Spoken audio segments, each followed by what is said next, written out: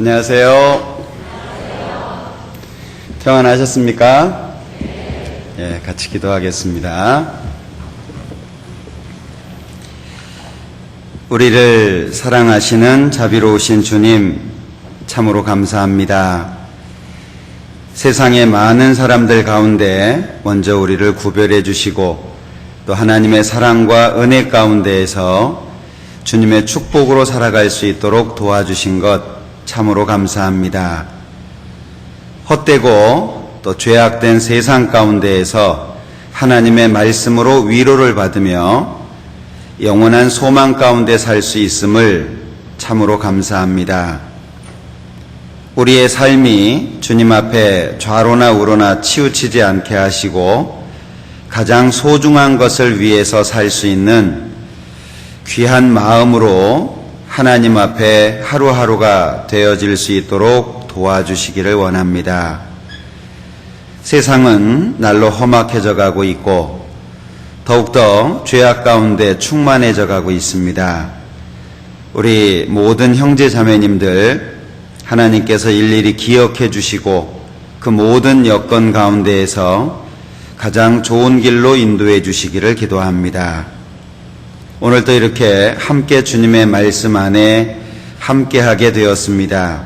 필요한 말씀을 허락해 주시고 또 우리의 마음에 교훈이 되고 힘과 용기가 되는 귀한 시간이 될 수 있도록 도와주시고 우리 전주교회를 통해서 하나님께서 계획하신 모든 일들이 온전히 이루어질 수 있도록 도와주옵소서.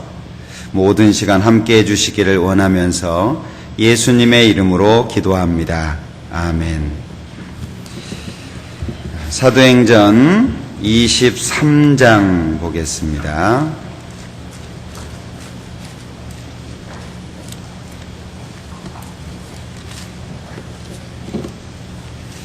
사도행전 23장 6절입니다. 사도행전 23장 6절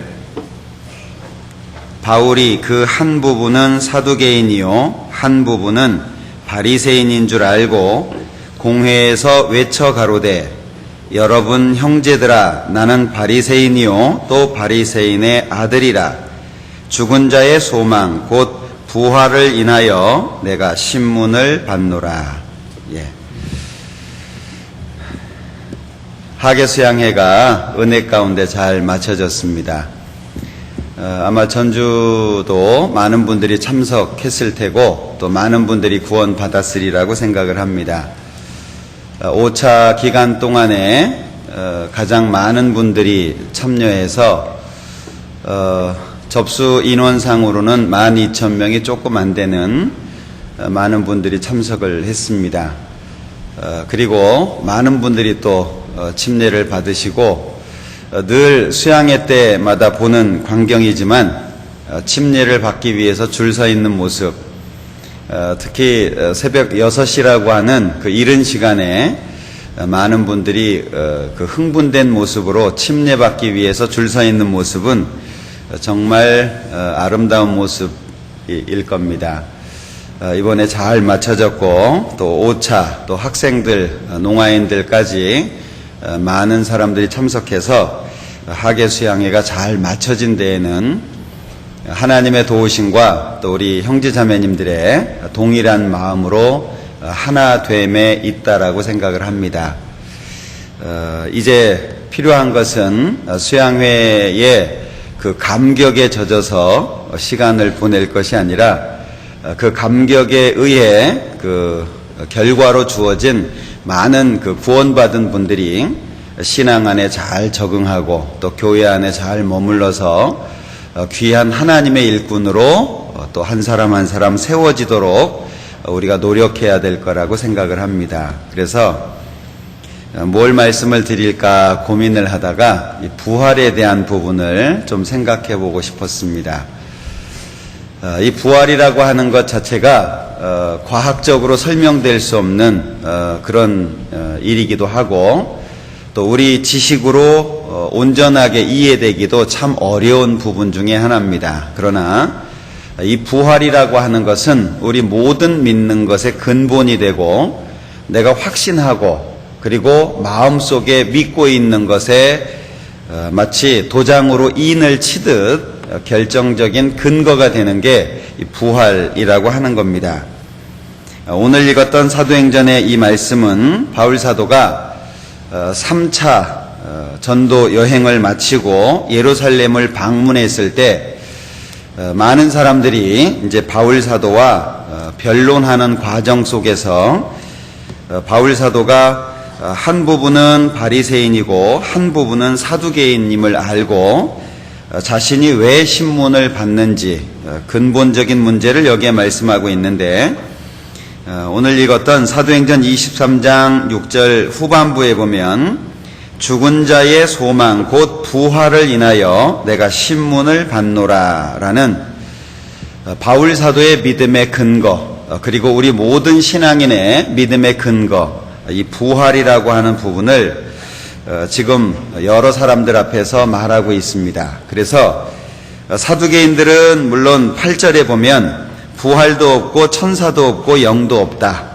그리고 바리새인은 다 있다. 그래서 두 패로 나누어져서 다투는 내용이 뒷부분에 나오게 됩니다.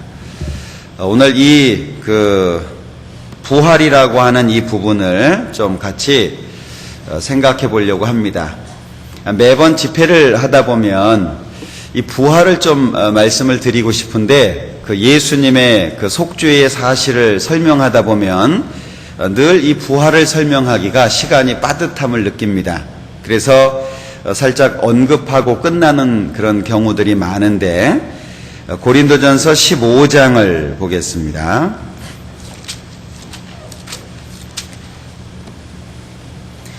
고린도전서 15장 58절입니다.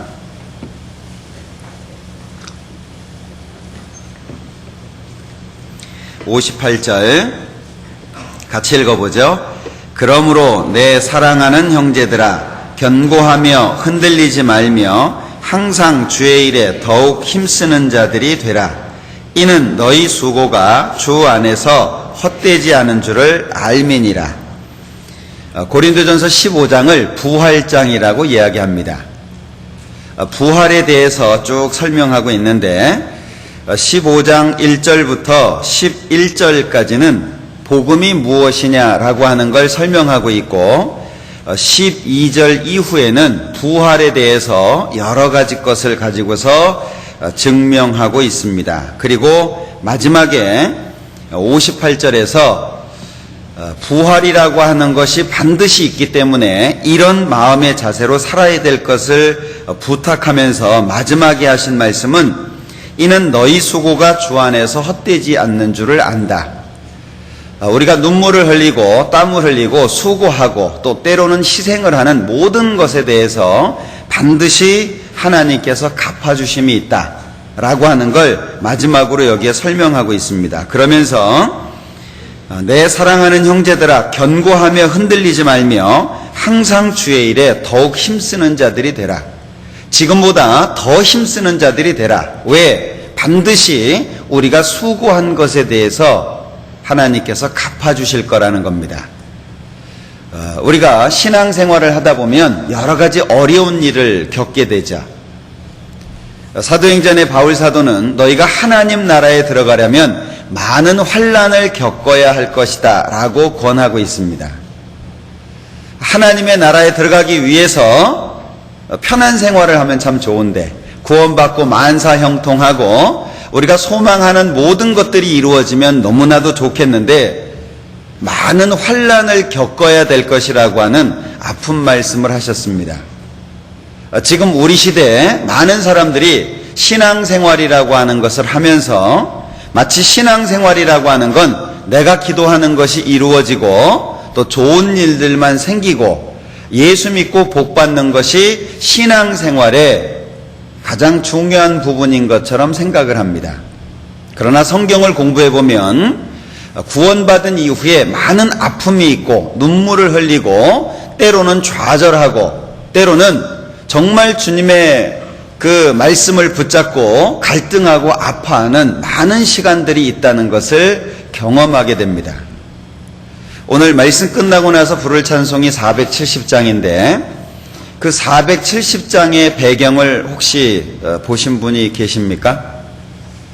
스페포드라고 하는 그 무디 교회 회계 집사를 맡으셨던 분인데 내 평생에 가는 길이라고 하는 제목입니다. 많은 분들이 흔히 부르고 있는데 큰 회의가 있어서 여러 사람이 모여서 회의를 마쳤습니다. 회의를 끝내고 가족과 함께 집으로 돌아가야 하지만 함께 갈 수 없었던 일이 있었습니다. 그래서 4명의 딸 그리고 부인을 먼저 배를 태워서 집으로 보냅니다. 그런데 그 배는 항해 중에 다른 배와 충돌하게 되고 침몰하게 됩니다. 나중에 부인으로부터 전보가 왔습니다. 4명의 딸은 바다에서 죽었습니다. 그리고 부인만 구조가 됩니다. 그는 하나님을 사랑하는 분이고 그리고 그의 가족들은 그리스도인의 가정이라고 불리워지는 가정입니다. 그런데 한순간에 4명의 딸이 한자리에서 죽음을 당했고 그의 시신조차 찾지 못했습니다. 부인을 만나기 위해서 배를 타고 가는 과정에서 선장이 그를 불러서 이 자리에서 당신의 딸들이 죽었다라고 알려줍니다.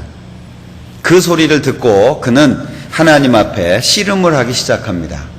도저히 이해가 되지 않았고 그리고 하나님 앞에 원망하고 불평하지만 그 바다 물결처럼 일어나는 그 마음을 진정시킬 수가 없었습니다.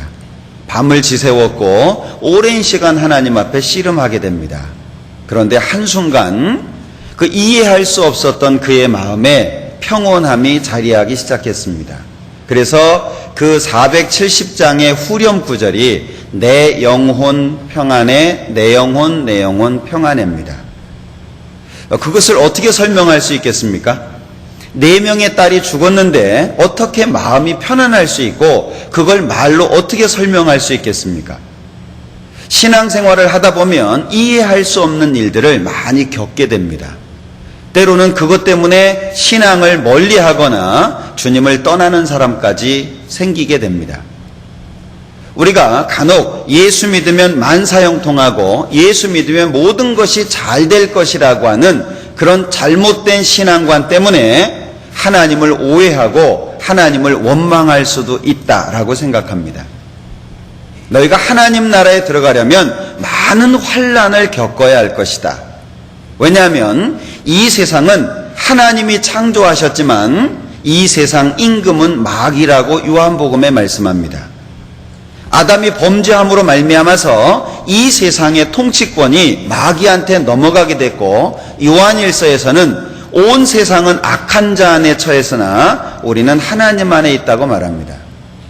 온 세상은 악한 자 안에 처했다.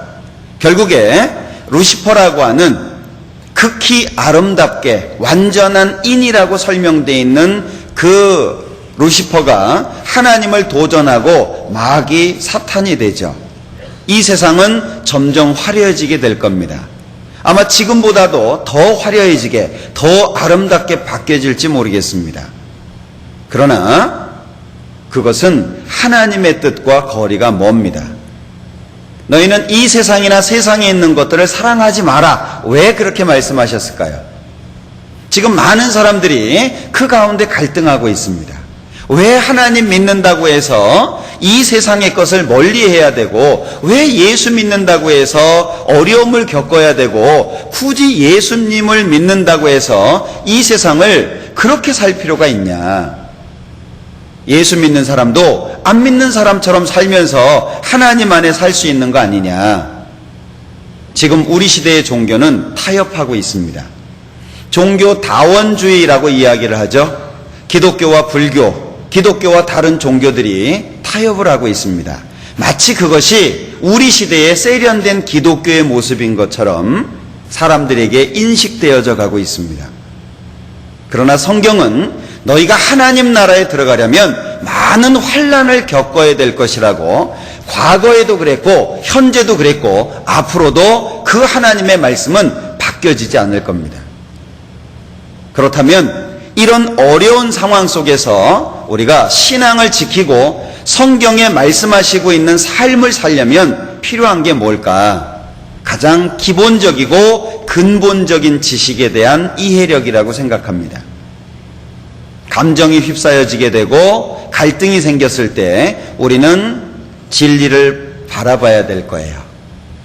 내 마음이 세상을 향해서 나아가고자 할 때 내 마음을 말씀에 붙잡히도록 해야 될 겁니다.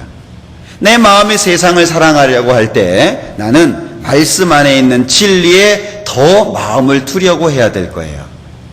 앞으로 신앙인이라고 하는, 정말 주님을 사랑하고 하나님의 말씀대로 신앙생활을 하는 그런 사람들이 적어질 수밖에 없는 환경이 점점 거세지고 있습니다. 이번에 어떤 분을 상담을 하는데, 상담을 하다 보면 다양한 분들을 만나게 되죠. 근데 점점 다양해지는 것을 느낍니다. 옛날처럼 순박하지 않습니다. 한 분은 이야기합니다. 나는 의심병이 있다. 그런데 나는 그것을 즐긴다. 의심하는 것이 나에게는 기쁨이다 라고 얘기합니다. 결국에 상담 내내 그 의심하는 이야기 하다가 끝냈습니다. 결국에 구원받지 못하고 집으로 돌아갔죠. 한 분은 이야기합니다. 지옥이 있다. 절대 지옥 가면 안 된다. 한마디로 딱 잘라서 얘기합니다. 나는 지옥 갈 거다. 말로 설명할 수 없는 그런 시대입니다. 얼마 전에 그 외국의 팝 가수가 우리나라에 왔던 적이 있었습니다. 많은 사람들이, 특히 기독교인들이 반대를 했죠. 그런데 그를 추종하는 사람들이 대놓고 이야기합니다. 그가 지옥에 간다면 나도 지옥에 갈 거다. 그 사람이 지옥에 간다면 나는 지옥에 당당하게 갈 거라고 이야기합니다. 지옥을 찬양하는, 마귀를 찬양하는, 악을 즐기는 그런 시대가 지금 우리 시대가 되었다라고 말씀드릴 수 있습니다. 그럼 이런 시대에 내 신앙을 어떻게 붙잡고 내가 어떤 마음을 가지고 살 거냐? 고린도 교회는 책망받은 교회죠.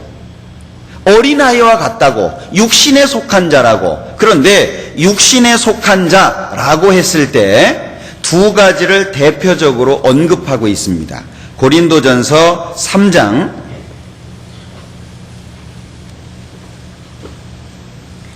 고린도전서 3장 3절입니다. 너희가 아직도 육신에 속한 자로다. 너희 가운데 시기와 분쟁이 있으니 어찌 육신에 속하여 사람을 따라 행함이 아니리요. 육신에 속했다라고 표현하면서 두 가지를 언급했는데 이 두 가지가 놀랍게도 아직도 우리의 삶 속에 있는 것들입니다. 시기와 분쟁이라고 말씀하고 있잖아요.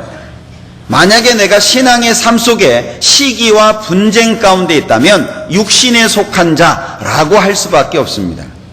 그러면 구원받은 이후에 왜 신앙의 삶이 바뀌지 않고 마음이 바뀌지 않고 생활이 바뀌지 않을까?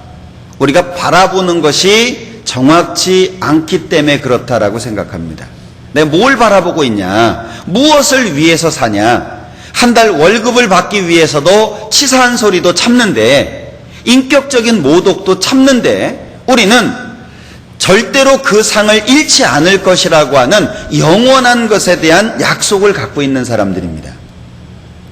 그런데 아직도 우리는 시기와 분쟁 가운데, 다툼 가운데, 사람이 미워지고 말 한마디에 상처를 받고 다른 사람에게 상처를 주는 것 자체가 자연스러운 그런 마음 가운데, 마치 세상 사람이면서 구원이라고 하는 옷만 뒤집어 씌운 것처럼 그렇게 삶을 사는 경우가 많은 것을 봅니다. 왜 그럴까? 우리는 한 가지를 바라봐야 되고 그 한 가지에 매진해야 됩니다. 그것이 부활이라고 하는 근본적인 그 가치, 근본적인 지식이 내 마음속에 정확하게 채워지지 않았을 때 그럴 수 있다라고 생각을 해요. 요한복음 11장에 보면 예수님께서 나는 부활이요 생명이라고 말씀하셨습니다. 그러면서 하시는 말씀이 나를 믿는 자는 죽어도 살겠고 살아서 나를 믿는 자는 영원히 죽지 아니하리니 이것을 네가 믿느냐라고 묻습니다. 이것을 내가 믿느냐? 정말 그 사실을 믿느냐? 부활이라고 하는 것에 마음을 두고 있고 주님 앞에 섰을 때를 소망하고 현재를 살아가고 있냐? 그렇다면 현재 누군가가 나를 알아주지 않아도 별로 문제될 거 없고 현재 나의 삶이 별로 다른 사람에게 드러내 보이지 못해도 문제될 거 없습니다. 알아주지 않아도, 경제적으로 부유하지 않아도, 또는 많은 사람들에게 칭송받지 않아도, 때로는 무시를 당해도 별로 문제될 거 없습니다. 왜? 현재를 위해서 현재를 사는 게 아니라 주님 앞에 미래를 위해서 현재를 살기 때문에 그렇습니다. 믿음, 소망, 사랑, 이 세 가지는 항상 있을 것인데 그 중에 제일은 사랑이라고 하죠. 우리는 영원한 천국에서도 사랑하게 될 겁니다. 그러나 그 영원한 천국에 가기까지 우리는 믿음이 필요하고 그 다음에 소망이 필요합니다. 정말 소망을 갖고 계십니까? 어떤 소망을 갖고 계십니까?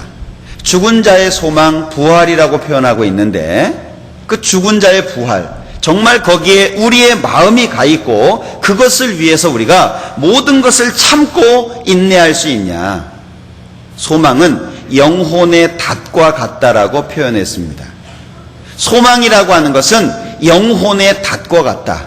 영혼이라고 하는 걸 배로 설명할 수 있다면 그 배를 안정적으로 위치에 머물게 할 수 있는 닷과 같다는 겁니다. 우리가 이 부활이라고 하는 부분에 대해서 좀 더 깊이 있게 생각해 볼 필요가 있다라고 생각을 해요. 자, 그렇다면 고린도전서 15장 다시 보겠습니다.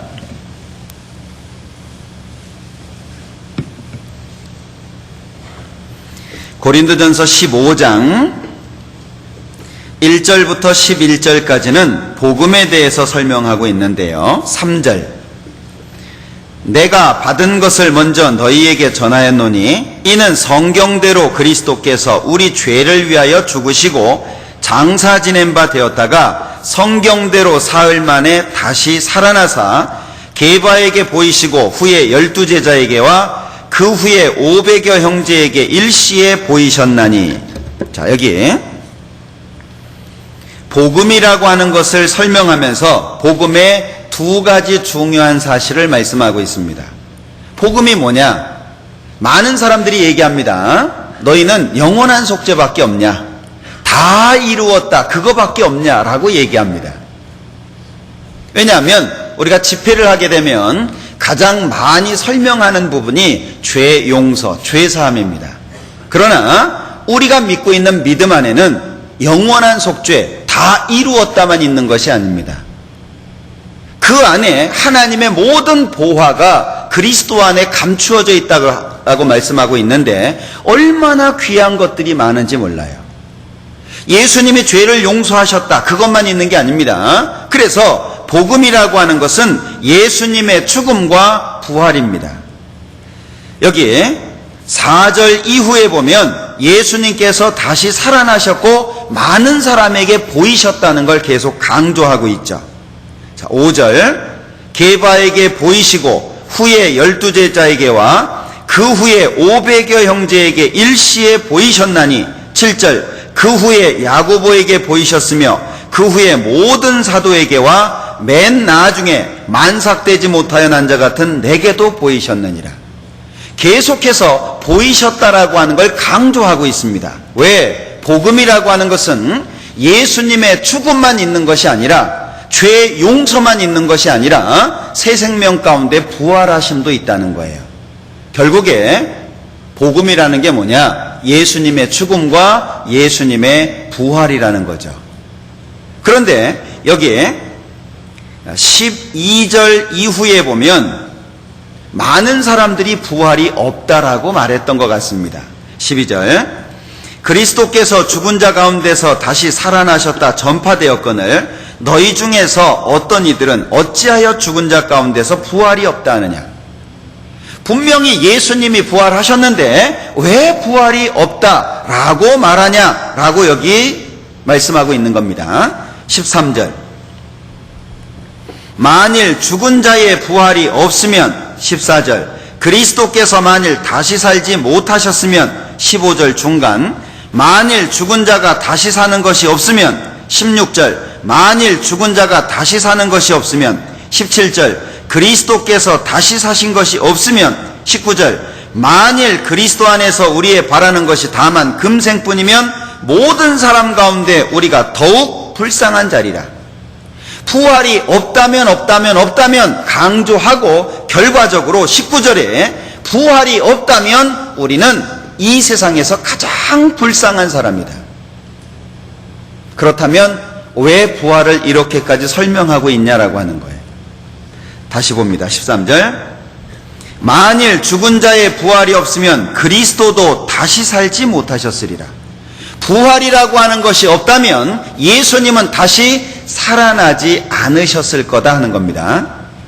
14절 그리스도께서 만일 다시 살지 못하셨으면 우리의 전파하는 것도 헛것이요 또 너희 믿음도 헛것이며. 우리가 전하는 것도 헛거고 우리가 믿는 것도 헛것이다. 15절 또 우리가 하나님의 거짓 증인으로 발견되리니 우리가 하나님이 그리스도를 다시 살리셨다고 증거하였습니다. 만약에 부활이라고 하는 것이 없다면 우리가 믿는 거, 전하는 거, 말하는 거 모든 것이 다 헛것이다 라고 여기에 표현하고 있는 겁니다.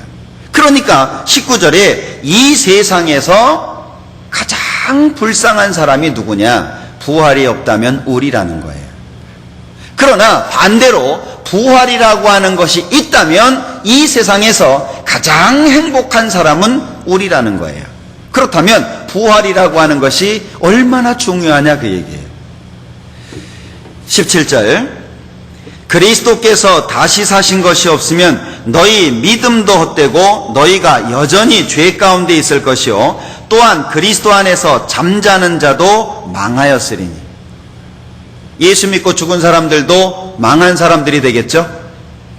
그리고 우리가 여전히 죄 가운데에서 하나님 앞에 죄인일 수밖에 없겠죠. 결국에 우리가 믿고 있는 모든 것의 확증이 뭐냐? 부활이라는 겁니다. 예수님이 죽고 끝난 것이 아니라 예수님이 죽고 부활하셨다는 사실, 여기 잡으시고 로마서 4장 보겠습니다.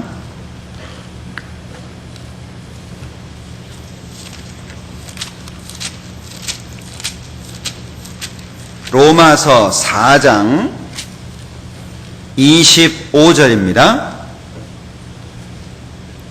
로마서 4장 25절 같이 읽죠.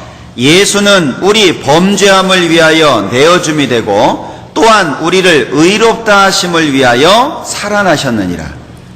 자, 성경에서 말씀하시는 용어를 잘 이해하는 것이 필요합니다. 여기 의롭다 하심이라고 하는 말은 성경적인 의미가 법정에서 재판관이 죄 없다라고 선언한 상태를 의롭다, 이것을 칭의라고 신학적인 용어로는 말합니다.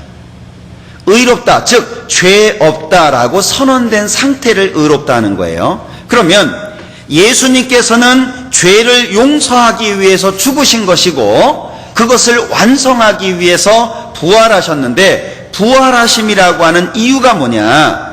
의롭다 하심을 완성한 거죠. 그러면 예수님께서 살아나지 못하셨다라고 한다면 의롭다라고 하는 게 완성되지 못한다는 거예요. 예수님이 죄를 위해서 죽었다. 그런데 무엇으로 증명할 거냐? 예수님이 십자가에 죽었다. 온몸에 있는 피를 다 쏟았다. 그리고 끝났다. 그러면 무엇으로 내 죄가 영원히 용서됐다라고 하는 걸 입증할 수 있냐? 그게 부활이라는 거예요. 그러니까 침례식이 굉장히 중요한 겁니다. 예수님과 함께 죽었고 예수님과 함께 새 생명 가운데 다시 살아났다. 그게 침례의 중요한 의미잖아요. 우리가 이 부활이라고 하는 것 자체를 정말 마음속에 소중하게 생각할 수 있었으면 좋겠다 싶어요. 간증을 하면 예수님이 내 죄를 영원히 용서하셨습니다. 그걸 내가 오늘 믿었습니다. 그리고 그것으로 인해서 마음의 변화가 생겼고 세상이 새로워 보였습니다. 그러나 정작 중요한 것이 우리의 간증 속에서 빠져있는 것을 볼 수 있습니다. 그분은 살아나셨어요. 우리를 의롭다 하기 위해서 다시 살아나셨습니다. 그 예수님의 부활은 내가 믿고 있는 모든 것의 확정이고, 그리고 내가 이 세상을 담대하게 살 수 있는, 정말 하나님의 이름으로 무엇이든지 희생할 수 있는 근본적인 이유가 된다는 거예요. 예수님의 부활입니다. 그분이 다시 살아나셨다는 거예요. 자, 요한복음 5장 보겠습니다.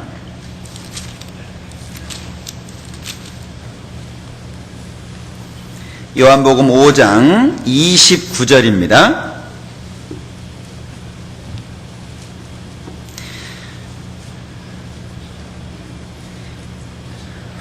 (27절부터) 볼까요?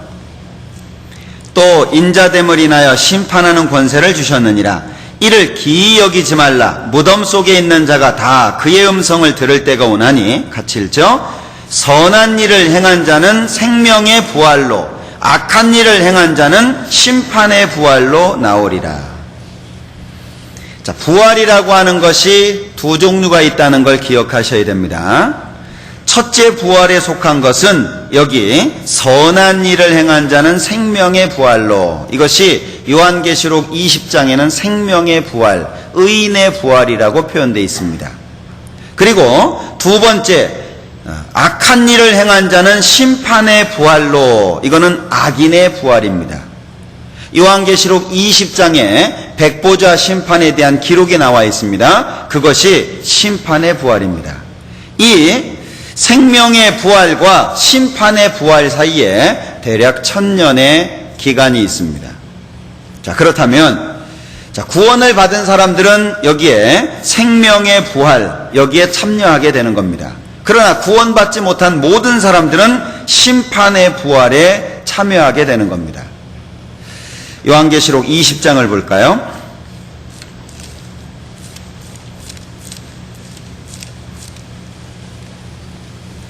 요한계시록 20장 5절.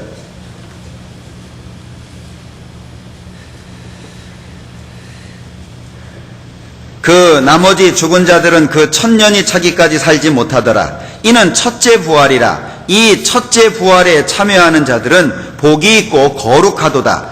둘째 사망이 그들을 다스리는 권세가 없고. 둘째 사망, 첫째 사망은 육체의 죽음, 둘째 사망은 영원한 지옥의 형벌입니다. 몸과 영혼이 지옥에 들어가는 겁니다. 그런데 첫째 부활에 참여하는 자들은 복이 있고 거룩하다. 왜? 둘째 사망이 그들을 다스리는 권세가 없다. 이 첫째 부활은 생명의 부활이기 때문에 지옥과는 거리가 먼 겁니다. 자, 그러면 사도들이 전했던 메시지가 뭐냐? 바로 이 예수님의 부활입니다. 바울 사도가 나는 죽은 자의 부활, 죽은 자의 소망, 이 부활이라고 하는 걸 전하면서 나는 신문을 받게 된 거다. 그러면 사도행전을 읽어보면 반복되는 게 뭐냐면 그리스도의 부활하심을 증거한다. 사도들의 중심 메시지가 뭐냐? 예수님이 부활하심을 전한 겁니다. 사도행전 1장에 보면 유다가 예수님을 팔고 자살해서 사도가 12에서 11로 줄어듭니다. 그래서 12사도를 다시 채우기 위해서 한 사람을 제비 뽑아서 채우게 되죠. 그런데 사도를 뽑는 과정에서 뭐라고 얘기하냐면 예수의 부활하심을 증거할 사람이 되어야 될 사람이라고 말합니다.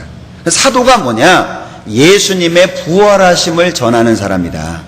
결국에 이 사도행전의 메시지 자체가 예수님의 부활을 증거하는 거다라고 하는 겁니다. 그러면 왜 이 예수님의 부활이라고 하는 것이 이렇게 중요할 수밖에 없냐? 부활은 예수님을 믿는 사람들의 생명과도 같습니다. 만약에 부활이라고 하는 것이 없다면 우리는 말씀드렸죠? 아무것도 아닙니다. 부활이라고 하는 것이 있음으로 인해서 내가 존재하고 나의 믿음이 존재하고 나의 소망이 존재할 수 있다는 거예요. 지금까지 구원받고 살아오신 이후 우리는 많은 어려움 속에 있었을 겁니다.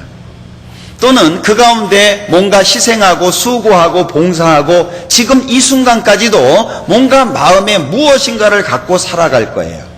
그런데 부활이라고 하는 것이 없다면 우리는 헛된 삶을 산 겁니다. 의미 없는 삶을 산 거예요. 우리의 수고, 보답을 얻을 수 없습니다. 우리가 눈물 흘린 거, 우리가 기도했던 거 다 헛것이 되는 겁니다. 그래서 고린도전서 15장에서는 한 장, 긴 장을 할애해서 부활이라고 하는 것이 얼마나 소중하냐라고 하는 걸 계속 강조하고 있는 겁니다. 고린도전서 15장 20절입니다.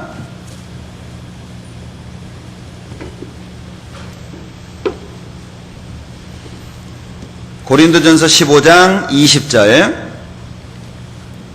그러나 이제 그리스도께서 죽은 자 가운데서 다시 살아 잠자는 자들의 첫 열매가 되셨도다.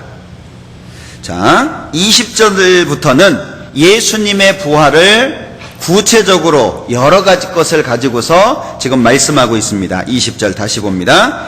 그러나 이제 그리스도께서 죽은 자 가운데서 다시 살아 잠자는 자들의 첫 열매가 되셨다. 예수님이 부활하셨다라고 하는 건 첫 열매가 되신 거다. 21절. 사망이 사람으로 말미암았으니 죽은 자의 부활도 사람으로 말미암는도다. 아담 안에서 모든 사람이 죽은 것 같이 그리스도 안에서 모든 사람이 삶을 얻으리라.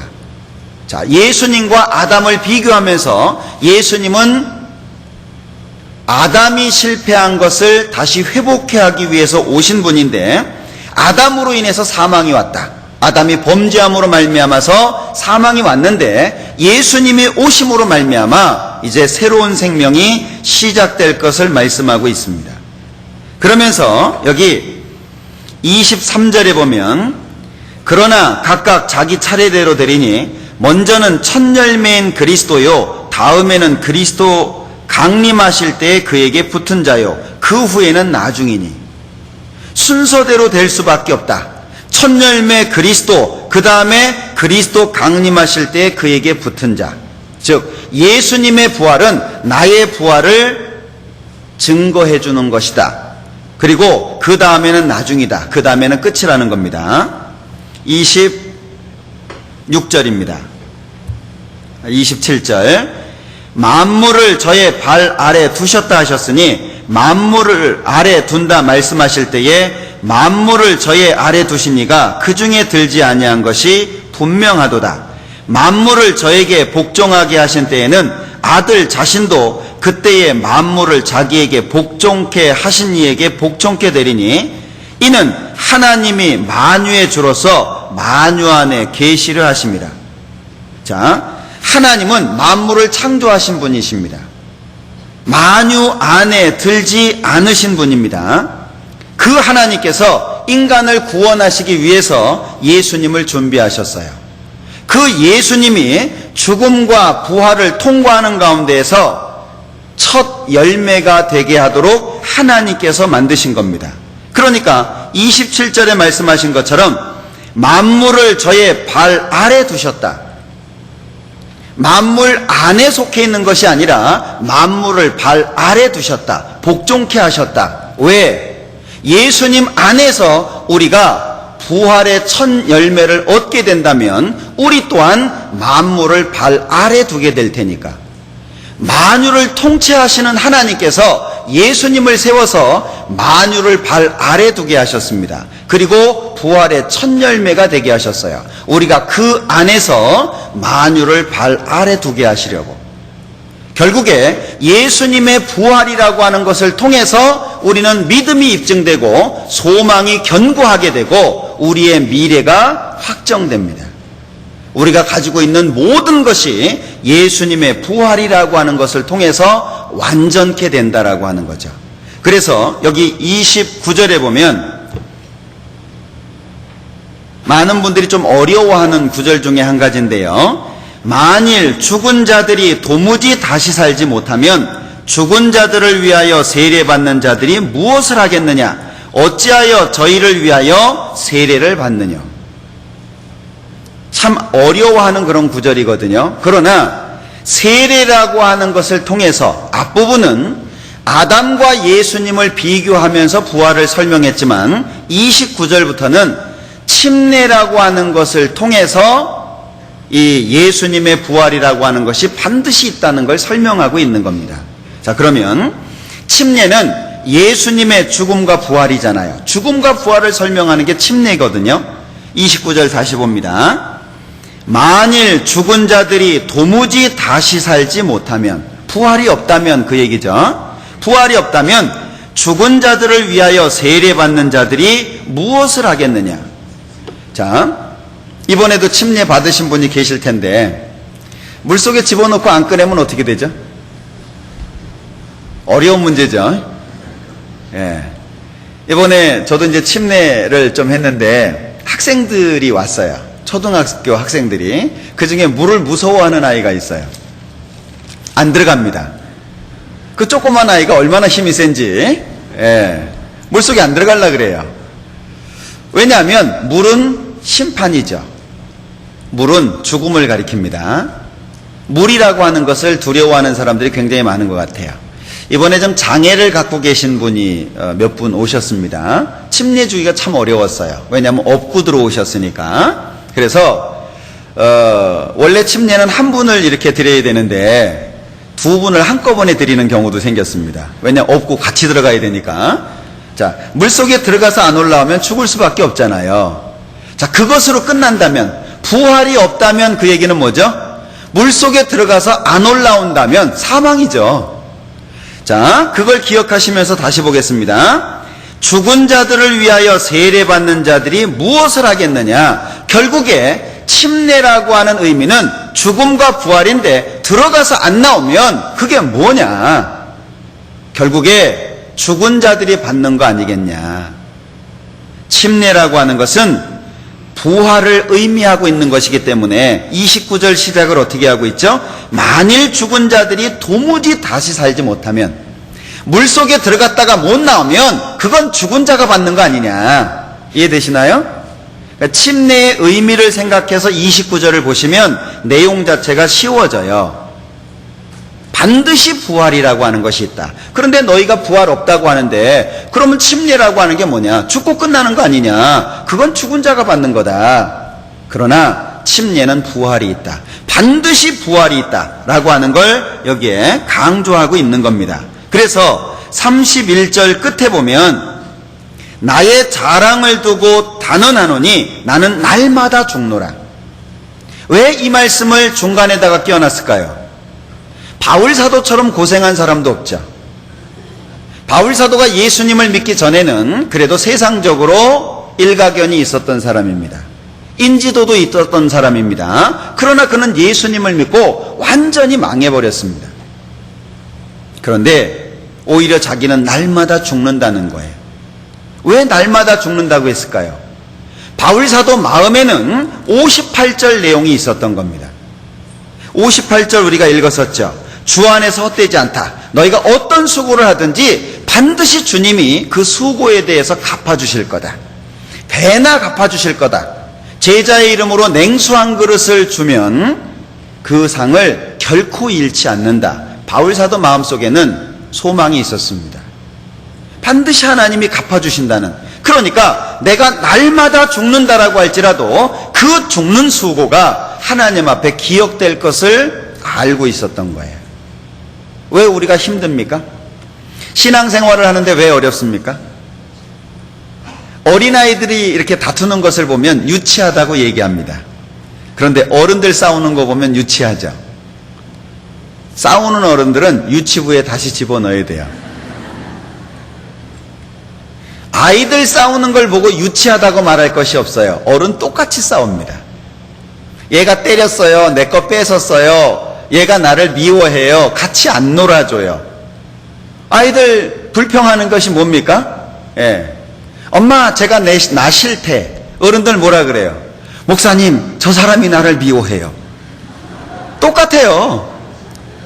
그러니까 다투고 분쟁하면 전부 유치부 다시 집어넣어야 돼요. 사실 신앙생활 속에서 신앙이 성장한다는 이야기는 어려움이 없다는 얘기가 아니라 어려움을 이겨낼 수 있는 힘이 커지는 거죠. 우리는 참을 수 있습니다. 우리는 인내할 수 있습니다. 그것이 성인이죠. 분명히 아프지만 견딜 수 있어요. 그게 성인입니다. 어린아이는 배고프면 웁니다. 그러나 성인은 배고파도 견딜 수 있습니다. 어린아이는 아프면 그것 때문에 다른 사람을 괴롭힙니다. 그러나 성인은 아파도 참을 수 있습니다. 신앙도 마찬가지라는 거예요. 신앙이 성장했다는 얘기는 어려움이나 아픔이 없다는 얘기가 아니라 어떤 어려움이 와도 이겨낼 수 있는 마음이 있다는 거예요. 그럼 왜 이겨낼 수 있죠? 바라보는 바가 정확하니까. 바라보는 바가 정확하니까. 믿음이 흔들리지 않는다라고 하는 것은 일정하게 하나를 바라본다는 것이거든요. 근데 우리는 왜 어려워합니까? 경제적으로 어려운 시기입니다. 그러나 저는 가끔 외국에 다녀와 보라고 말씀을 드려요. 지금 우리는 잘 삽니다. 절대적인 빈곤 얼마나 될까요? 거의 대부분은 상대적인 빈곤입니다. 지금 내가 가지고 있는 것 가지고서 충분히 살 수 있어요. 제가 저희 자매한테 늘 얘기합니다. 냉장고 좀 정리해라. 왜? 늘 가득 차 있습니다. 좀 정리해라. 웬만한 거 좀 없애자. 이사를 갈 때에도 이번에만큼은 좀 줄여서 가자. 짐 좀 안 쓰는 거. 왜? 이사할 때 보면 사는 내내 한 번도 안 건드린 것도 많아요. 실제 그러죠? 안 입는 옷 많습니다. 안 쓰는 도구들 많습니다. 근데 그것들이 자리를 차지하고 있어요. 그래서 합의를 합니다. 좋다. 이번엔 좀 버리고 가자. 그래서 이것도 버리고 저것도 버리고 여러 가지를 꺼내 놓습니다. 그런데 이사 간 집에 와보면 다시 그게 와 있어요. 그 마음 이해하시죠? 아, 이것도 언제 쓸 것 같고 저것도 언제 쓸 것 같고 다시 다 갖다 놓습니다. 그러니까 우리의 마음속에 내려놨다 했는데 사실 알고 보면 다시 갖고 있어요. 그러니까 신앙이 잘 안 자라요. 부활이라고 하는 것이 우리의 마음속에 정확하게 새겨진다면 우리는 상당히 많은 것을 버릴 수 있습니다. 세상을 바라보는 시각도 바뀌어질 수 있습니다. 저는 최근 들어서 어떤 어려움을 호소하는 분들에게 이런 말씀을 자주 드립니다. 창세기에 보면 야곱이 형을 만나기 전 가족들과 그 모든 것을 야복강을 건네놓고 혼자 고민하죠. 그러다가 천사와 씨름을 합니다. 그리고 그 씨름하는 과정 속에서 날이 밝아오니까 천사가 말합니다. 자, 날 밝아오니까 나 가야 된다. 놔라.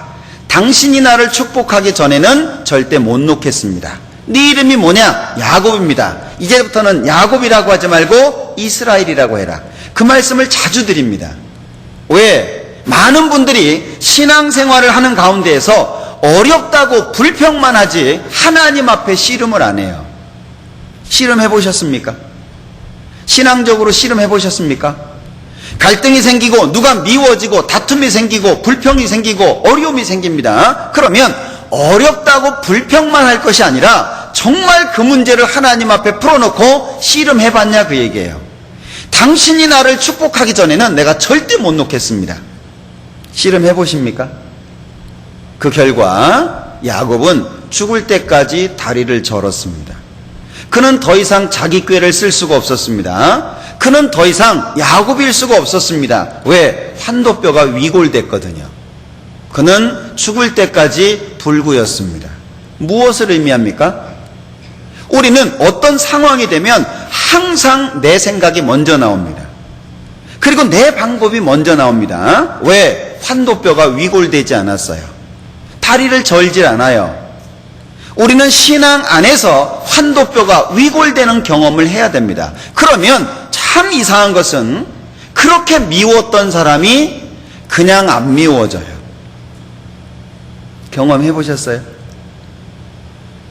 그렇게 그냥 밉고 막 저것만 없으면 내가 행복할 텐데 막 저것만 없으면 우리 전주교회가 그냥 부흥이 될 텐데 막 에? 그렇게 미웠던 사람이 그냥 안 미워요. 참 이상합니다. 그게 찬송가 470장이에요. 어려운 길을 가든지 평탄한 길을 가든지 항상 내 영혼이 평안합니다. 누가 나를 미워하든지 칭찬하든지 지켜세우든지 상관없습니다. 가난하든지 부유하든지 상관없습니다. 건강하든지 아니면 병약하든지 상관없습니다. 어떤 상황과 상관없이 하나님과 끈이 연결되어 있잖아요. 구원받은 사람은 반드시 야곱의 씨름을 거쳐야 됩니다. 저는 개인적으로 그렇게 생각을 해요. 그래서 어려움이 있어요. 신앙은 절대 위에서 못 배웁니다. 신앙은 위에서 못 배워요. 솔로몬이 왜 실패했습니까? 그에게는 광야가 없었어요. 그에게는 광야가 없었어요. 모든 것이 풍족하고 모든 것이 가능한 상태에서 무엇을 하는 것은 그 가운데에서는 신앙을 배우기가 어려워요. 신앙은 바닥에서 배웁니다. 야곱이 왜 승리할 수 있었습니까? 다윗이요. 다윗의 승리는 광야입니다. 예. 사울을 피해서 굴 속에 숨었는데 하필이면 그 굴로 들어오는 게 또 뭐예요? 그런 거 읽어보시면 스릴 있지 않아요? 예. 죽이려고 하는 사울을 피해서 도망간 게 굴이에요. 굴 속에 들어갔는데 사울이 거기로 들어온 거예요. 참 기가 막히지 않아요? 블레셋 왕 앞에서 미친 척 해가지고 수염에다가 침을 발라가면서 질질 흘려가면서 미친 척 했잖아요. 그 마음이 어땠을까요? 아들이 왕위를 빼앗고 자기를 죽이려고 하니까 그 아들을 피해서 도망가는 그 마음을 한번 생각해 보셔요. 다윗은 실패할 수 있는 이유가 있었습니다. 우리가 익히 아는 이유죠. 그러나 그는 승리했어요. 이유가 무엇입니까? 실패할 수밖에 없는 사람이 승리할 수 있었던 이유가 무엇이겠습니까? 그에게는 광야가 있었어요. 그 광야 속에서 신앙을 배운 거예요. 어려우십니까? 기뻐하셔야 돼요. 오늘 암송하셨잖아요.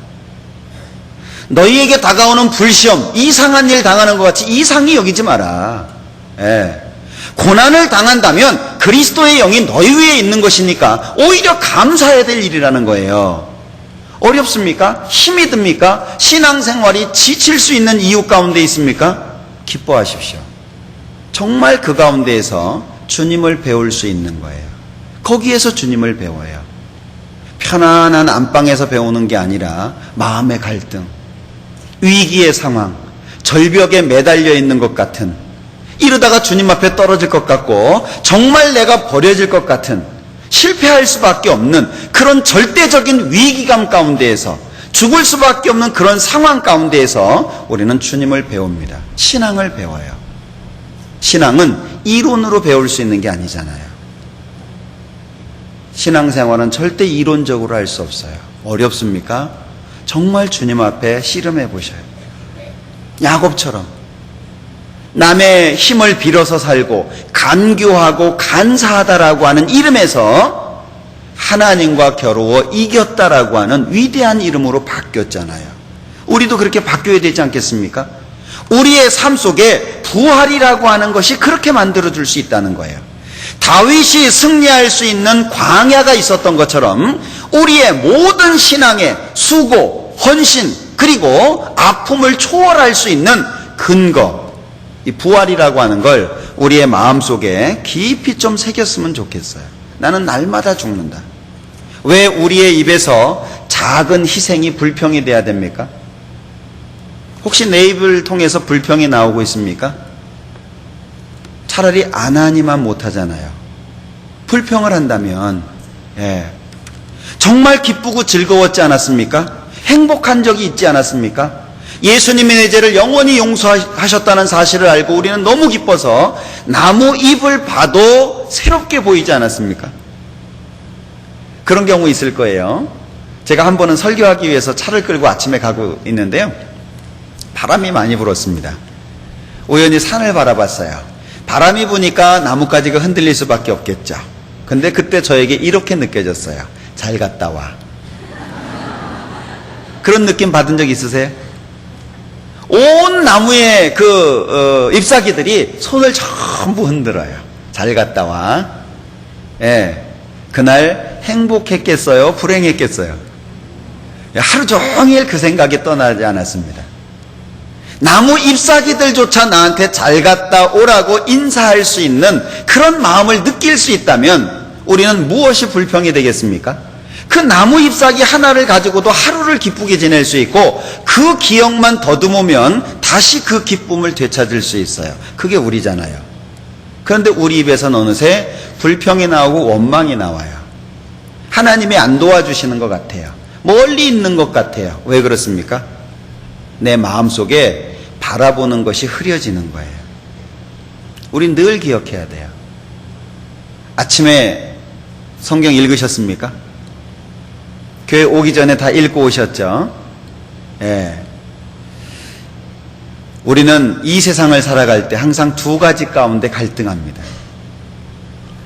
바른 지식을 고수할 거냐 아니면 바른 지식에서 떠날 거냐. 둘 중에 한 가지입니다. 세상은 점점 화려해지고 세상이라고 하는 건 점점 매력적이 돼갑니다. 요즘에는 핸드폰 안 들고 다니는 사람 없죠. 거의 다 스마트폰입니다. 그래서 돌 지난 아이들이 하는 그 습관이 있다는 거 아십니까? 아무데나 대고 이런데요. 뭐 하는 행위인지 아시죠? 왜 스마트폰은 키울 수 있잖아요. 그러니까 4살 먹은 아이가 책을 보면서 그림이 작거든요. 그러니까 책에다 대고 이러고 있는 거예요. 앞으로는 점점 심각해지겠죠.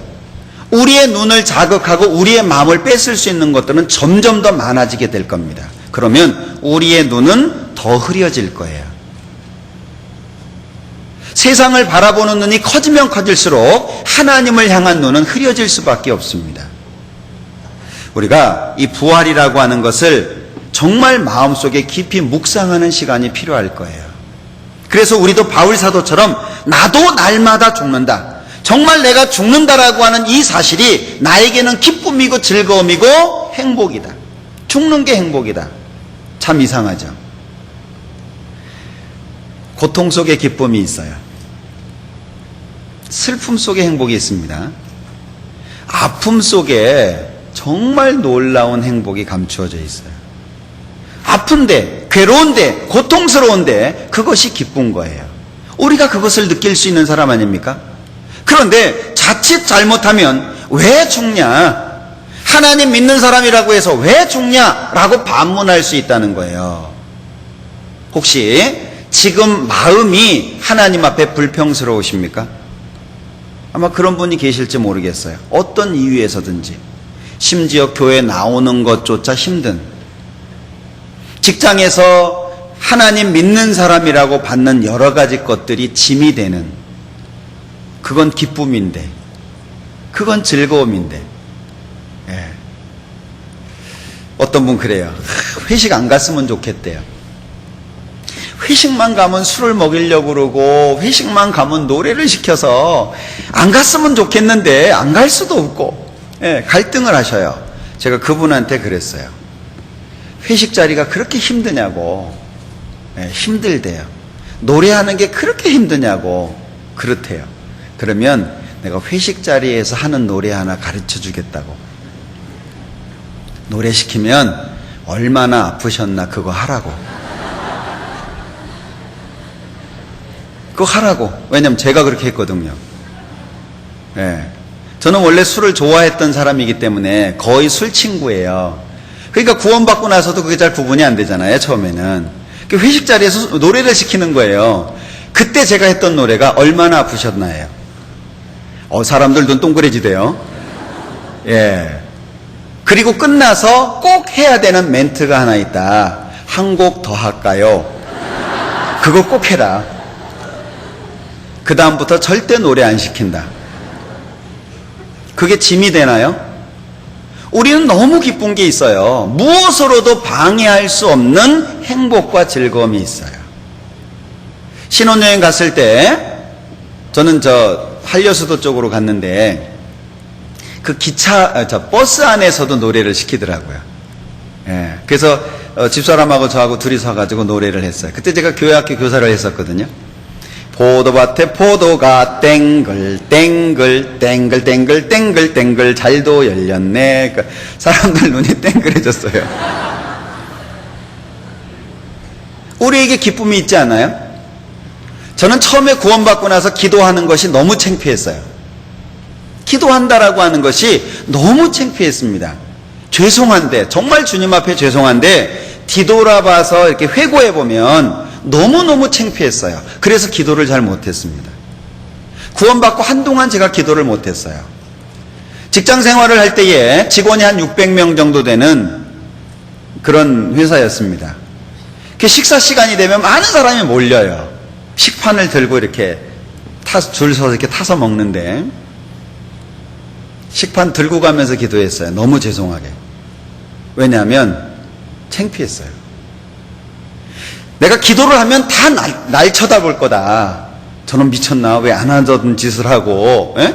그게 너무 창피해가지고 식판 들고 가면서 기도한 거예요. 하나님 아시죠? 에? 에? 근데 한동안 며칠 그렇게 했지만 그게 참 마음에 걸리더라고요. 그래서 기도해야 되겠다. 식판 갖다 놓고 좌우를 살폈어요. 왜냐면 누가 나를 쳐다볼까 싶어가지고 좌우를 살펴본 겁니다. 그리고 순식간에 고개를 숙였다가 올렸어요. 물론 상대방은 뭐 했는지 몰라요. 저만 이제 저 위안이죠. 스스로 위안한 거죠. 나 기도했다. 근데 그것도 며칠 안 가요. 그래서 안 되겠다. 기도해야 되겠다. 기도하기 시작했어요. 기도가 되겠어요? 온통 머릿속에는 저놈들이 날 쳐다보고 있을 거야. 수군대고 있겠지. 킥킥댈 거야. 그런 생각 때문에요. 기도가 안 되죠. 예. 근데 한순간 왜 내가 이래야 될까? 그 자신이 너무 서글픈 거예요. 예. 그래서 안 되겠다. 기도해야지. 기도하기 시작했어요. 저는 그때 어거지로 한 거예요. 기도의 의미를 알고 한 게 아니라 자존심이 상했어요. 아유, 왜 내가 기도하면 했지 다른 사람의 눈치를 그렇게 보냐. 그래서 기도한 거예요. 나중에 알게 된 것이 기도는 구원받은 사람의 특권이라는 걸 알게 됐어요. 그걸 알고 나서 너무 죄송했어요. 주님 앞에. 그래서 기도를 하는데요. 기도하고 나니까 한 1분 내지 이렇게 왔다 갔다 기도하잖아요. 기도 딱 끝나고 났는데 식판이 없어졌어요. 분명히 식판을 갖다 놓고 기도했는데 기도 끝나니까 식판이 없어졌어요. 한 번은 기도 끝나고 나니까 다 먹은 식판만 제 앞에 이만큼 올라와 있어요. 어떤 때는 밥만 수북하게 쌓여 있어요. 예, 화낼 수도 없죠. 그런데 한 달 정도 그랬던 것 같아요. 제 기억에. 그 기간이 끝나고 나서 저는 신앙생활 너무 편하게 했어요. 저를 괴롭게 했던 주변의 친구들이요, 그 다음부터 저를 보호해 주기 시작했어요. 모르는 사람이 와가지고 제가 이제 기도하면은 모르는 사람은 얘기할 거 아니에요. 얘 지금 뭐 하냐, 자냐, 좋냐, 뭐 그럴 거 아니에요. 근데 옆에서 쉬, 얘 기도하는 거야. 옆에서 막아줬어요. 저는 신앙생활 하는데 별로 어려움이 없었어요. 그래서 누가 어렵게 하면 주변에 있는 친구들이 다 막아주고 못하게 해주고, 회식 자리에 가면 너 술 안 먹지? 음료수 당연히 갖다 주고, 1차 끝나면 너 교회 가야 되지? 당연히 가야 되고. 예. 저는 실제 신앙생활 하는데 어려움이 없었어요. 회식 자리에서 노래 한번 딱 하면 그다음부터 노래도 안 시키죠? 얼마나 편해요. 정말 나에게 주어지는 모든 것이 아픈 모습으로 다가오지만 생각해보면 그것은 우리에게 주어지는 축복의 통로라는 거예요. 그런데 다가오는 어려움만 생각하니까 하나님 앞에 마음이 불편해져요. 하나님 앞에 불편해지니까 원망이 되고, 오히려 자기가 가지고 있는 너무나도 소중한 것에 대해서 가치를 상실해버린다, 그런 얘기예요. 기독교 역사 속에 순교자가 왜 있습니까? 6천만 이상이라 그러는데 그 순교자들이 왜 있겠어요? 정확한 소망을 바라봤기 때문이 아니겠습니까? 근데 그 소망이 어째서 내 마음속에는 자꾸 흔들리고 흐려지기도 하냐, 그 얘기예요. 부활이라고 하는 것을 좀 정확하게 마음속에 새겼으면 좋겠어요. 그래서 이 고린도전서 15장 35절 이후에는 여러 가지 형태가 있다라고 하는 걸 설명하면서 부활이라고 하는 것이 반드시 있다라고 하는 걸 다시금 설명해 주고 있습니다. 35절, 누가 묻기를 죽은 자들이 어떻게 다시 살며 어떠한 몸으로 오느냐 하리니, 어리석은 자여, 너희의 뿌리는 씨가 죽지 않으면 살아나지 못하겠고, 또 너희의 뿌리는 것은 장래 형체를 뿌리는 것이 아니요 다만 밀이나 다른 것의 알갱이 뿐이로되, 하나님이 그 뜻대로 저에게 형체를 주시되 각 종자에게 그 형체를 주시느니라. 자, 이 세상에 씨앗이 있지 않냐? 씨앗은 아무런 모양도 없다. 그런데 씨앗을 심으면 쌀이 나오기도 하고, 씨앗을 심으면 아름다운 꽃이 나오기도 하고, 다른 형체가 있지 않냐? 우리가 지금 이 육체를 가지고 있지만 또 다른 형체가 있다라고 하는 걸 이런 식으로 지금 말씀하고 있는 겁니다. 40절, 39절, 육체는 다 같은 육체가 아니니 하나는 사람의 육체요, 하나는 짐승의 육체요, 하나는 새의 육체요, 하나는 물고기의 육체라. 여기 이 세상에도 육체가 다양한 모양이 있지 않냐? 사람도 있고 짐승도 있고 새도 있고 물고기도 있고, 땅에만 있냐? 하늘에도 있다. 하늘에 속한 형체도 있고 땅에 속한 형체도 있으나 하늘에 속한 자의 영광이 따로 있고 땅에 속한 자의 영광이 따로 있으니, 형체마다 영광이 다 다르다. 그러니까 해의 영광도 다르며 달의 영광도 다르며 별의 영광도 다른데 별과 별의 영광도 다르도다. 이게 뭘 설명하는 거냐? 다른 육체가 있고 육체마다 각각의 영광이 다 다르도록 돼 있다. 그러면서 42절에 죽은 자의 부활도 이와 같으니 썩을 것으로 심고 썩지 아니할 것으로 다시 살고, 썩는 것이 있다면 썩지 않는 것이 있다. 다른 것이 있다. 썩는 것과 썩지 않는 것은 영광이 다르다.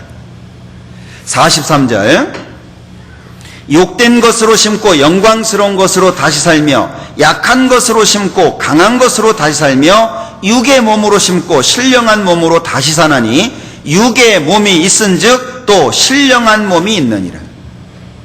이 육체가 있다면 신령한 육체가 반드시 있는 거다. 그래서 다시 아담을 등장시키고 있습니다. 45절 기록된 바 첫사람 아담은 산 영이 되었다함과 같이 마지막 아담은 살려주는 영이 되었나니. 아담은 자기 혼자 살았다. 그래서 산 영입니다. 그러나 두 번째 이 예수님은 마지막 아담은 살려주는 영이다. 자신이 살아있을 뿐 아니라 다른 사람들을 살려주는 영으로 오신 거다. 46절 그러나 먼저는 신령한 자가 아니요 육 있는 자요 그 다음에 신령한 자니라. 그렇다면 우리 육체가 있고 그 다음에 신령한 육체가 있을 것이 틀림없지 않냐. 47절 첫사람은 땅에서 났으니 흙에 속한 자이거니와 둘째 사람은 하늘에서 나셨느니라.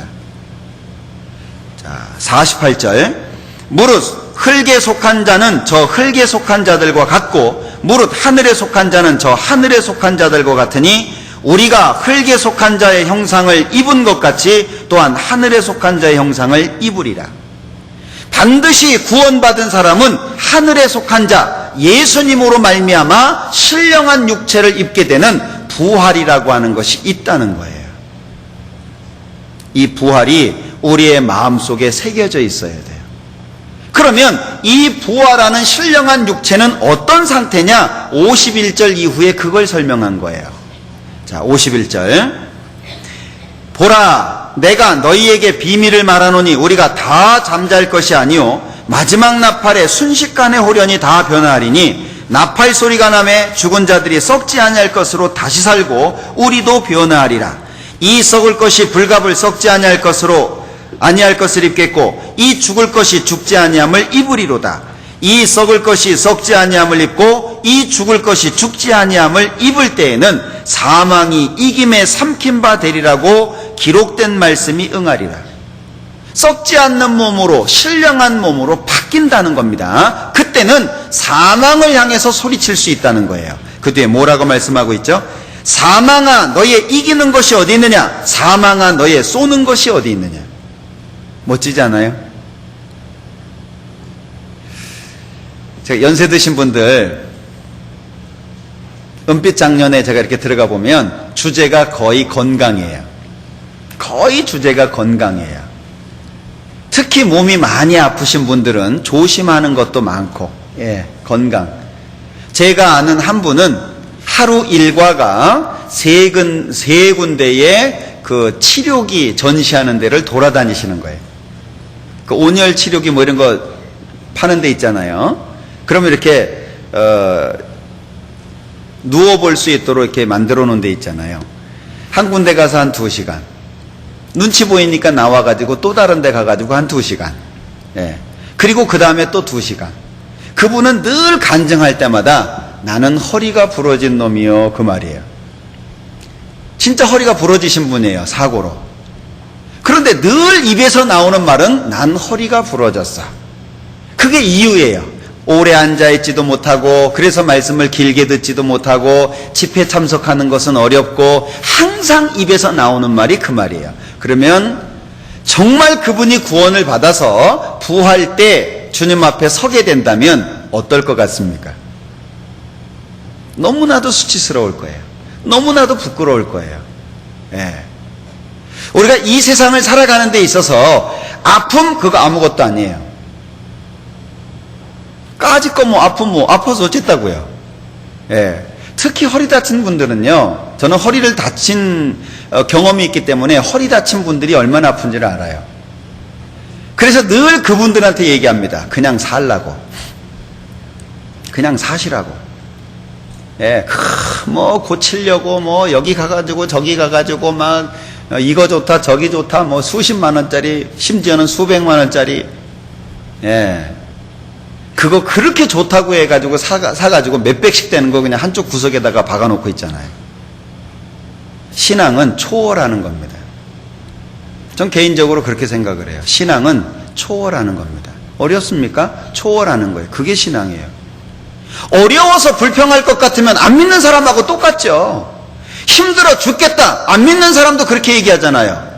배고파 죽겠다. 안 믿는 사람도 그렇게 얘기하거든요. 그러면 구원 받은 사람이라고 하는 다른 점이 뭐냐 그 얘기예요. 뭐가 다르죠? 다툼 가운데 불평하고 어려움 가운데 원망하고 그러면 내가 구원받았다라고 하는 다른 게 뭐냐 그 얘기예요. 뭐가 다를 거라고 생각하십니까? 달라야 되잖아요. 왜? 우리는 바라보는 것이 다르니까. 주님 오시면 다 갚아주실 거니까. 지금 나는 인내하는 시간이니까, 지금 나는 참는 시간이니까, 주님이 오시면 내가 했던 모든 것에 대해서 하나님이 갚아주실 거니까. 그것이 우리에게 소망이에요. 그것이 우리에게 힘이에요. 여호와를 기뻐하는 것이 너희의 힘이라고 말씀하셨던 것처럼, 여호와를 경외하는 것이 너희의 보배라고 말씀하신 것처럼, 우리의 힘, 우리의 보배가 무엇입니까? 여호와를 경외하는 거예요. 하나님의 말씀에 순종하는 것이고 하나님의 뜻대로 살아가는 겁니다. 그럼 그 하나님의 뜻이 뭐예요? 이 세상에서 하나님의 사람으로 순종하는 겁니다. 그게 우리의 삶이에요. 그러니까 마지막에 우리는 부활하게 될 것이고 썩지 않는 몸으로 만들어지게 될 것이고 죽음을 향해서 호령할 수 있는 존재들이 될 거예요. 그것을 결과적으로 여기에 기록하고 있습니다. 그러면서 58절에 말씀하시는 게 뭐죠? 그러니까 흔들리지 말라는 거예요. 그러니까 견고하라는 거예요. 우리처럼 확실한 보장을 갖고 살아가는 사람들이 어디 있습니까? 흔들리지 말라는 거예요. 견고하라는 거예요. 지금 아픈 거, 그 아픈 거 아닙니다. 지금 힘들고 슬픈 거, 그 힘들고 슬픈 거 아니에요. 세상 사람들도 죽기 아니면 까무러치기라고 얘기합니다. 어찌 보면 구원 받았다라고 하시는 분들이 너무 연약한 생각을 가지고 있어요. 얼마 전에 올림픽 했잖아요. 그 메달 하나 따기 위해서 아무것도 안 합니다. 그 체조하는 사람들의 발 보셨습니까? 유도하는 사람들의 손 보셨습니까? 정상이 아닙니다. 손 마디마디가요, 정상이 아니에요. 그리고 그 한 사람 한 사람이 이야기하는데요, 온몸은 골병 들어있답니다. 테이핑을 하지 않으면 운동을 할 수 없다고. 테이프를 붙이지 않으면 운동을 못한대. 연습도 못한대요. 온 몸에 골병 안 든 데가 없어요. 그러면 그렇게 아픈데 힘든데 새벽에 일어나서 연습을 해야 되는데 왜 참습니까? 메달 하나 때문에. 그들의 목적은 정확하잖아요. 그 메달 하나 따는 것을 위해서, 그리고 못 따는 경우도 있잖아요. 심판이 잘못 결정할 때도 있고. 펜싱 보셨죠? 그 5판 심판이 그 잘못 판단한 것 때문에 1시간 정도를 안 내려오고 울고 있었다면서요? 그 마음 이해되십니까? 이 세상의 영광을 위해서 살아가는 사람들도 그렇게 매진하고 산다는 거예요. 그런데 구원받은 사람들은 어떤 생각과 어떤 마음을 가지고 사냐는 거예요. 조금만 힘들면 죽겠다고 징징대고, 죄송합니다, 징징댄다고 표현해서, 조금만 어려우면 그거 못 참고서 그냥 힘들어해요. 예수 믿으면 만사 형통될 줄 아는데 이거라고. 지금 헌금하고 계십니까? 더 하셔요. 저는 늘 그렇게 얘기합니다. 저는 저희 자매한테도요, 당신 11조 따로 하라 그래요. 왜 내 거에 꼽살이 끼냐고. 그건 내 거지 당신 거 아니라고. 당신 이름으로 따로 하라고. 그것이 뭐 10,000원이 됐든 10만 원이 됐든 할 수 있는 대로 따로 하라고. 저는 아이들한테도 용돈을 그냥 안 줍니다. 저는 용돈을 이렇게 그냥 안 줘요. 그래서 큰애 둘째는 용돈이 없어요. 큰애는 지금 대학생인데 용돈이 없습니다. 지 엄마한테 타는지는 모르겠는데, 지금 유일하게 용돈 받는 거는 막내입니다. 중학교 3학년짜리 막내가 있는데 걔는 용돈을 받아요. 왜? 엄마 아빠가 집에 들어왔을 때 그 설거지 할 게 없게 해놓기. 설거지. 사내아이입니다, 참고로.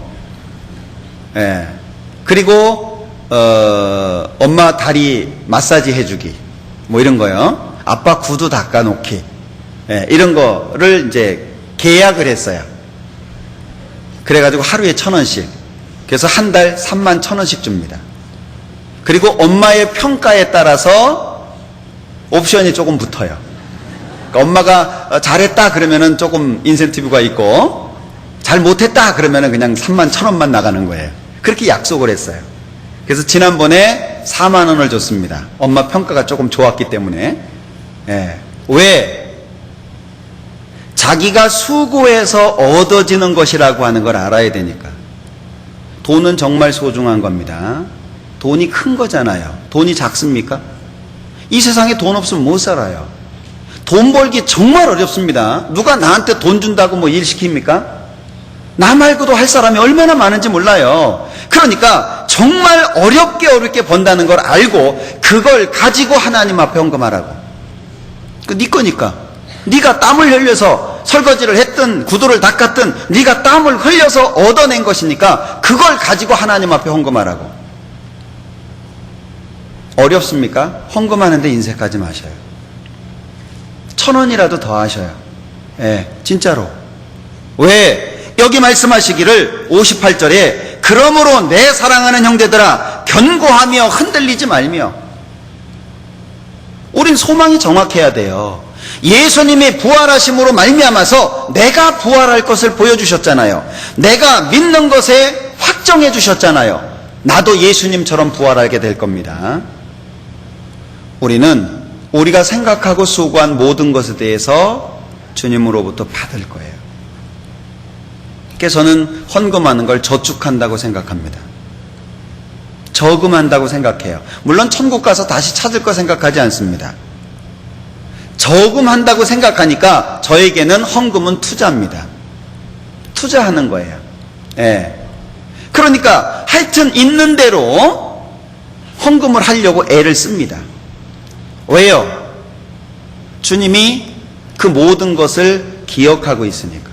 하나님이 내가 헌금한 것에 대해서 안 주셔도 괜찮아요. 왜? 저는 이미 받고 사니까. 저축한다라고 하는 그 마음, 헌금하는 것이 아까운 것이 아니라 저축한다라고 하는 그 마음으로 사니까, 그 마음만으로도 저는 행복하니까. 아깝지 않으니까. 예. 견고하며 흔들리지 말며. 왜 우리가 흔들립니까? 우리가 가지고 있는 이 부활이라고 하는 소망, 예수님이 다시 살아나셨던 이 산 소망, 이것이 우리에게 있는데 왜 우리가 신앙생활 속에 흔들리고 어렵고 다투고 왜 작은 거 용서하지 못하고 원수가 되냐 그 얘기예요. 예. 마음을 넓힐 필요가 있어요.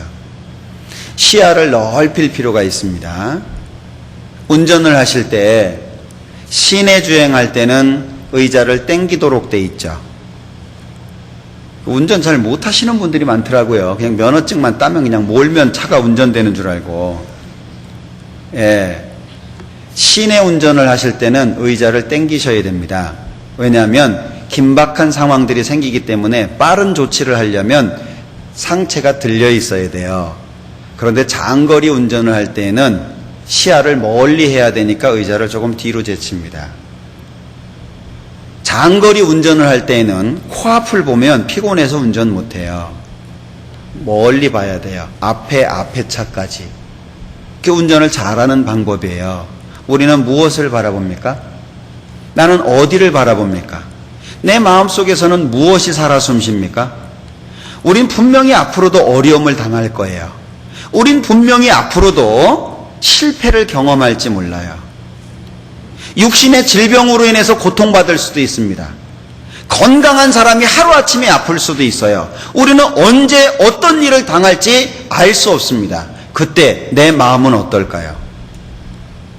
하나님께서 좋은 것을 주셨을 때는 내 마음이 너무나도 기쁘고, 하나님이 어려움을 주셨을 때에는 하나님이 원망스러울까요? 그렇다면 그것은 신앙은 아니에요.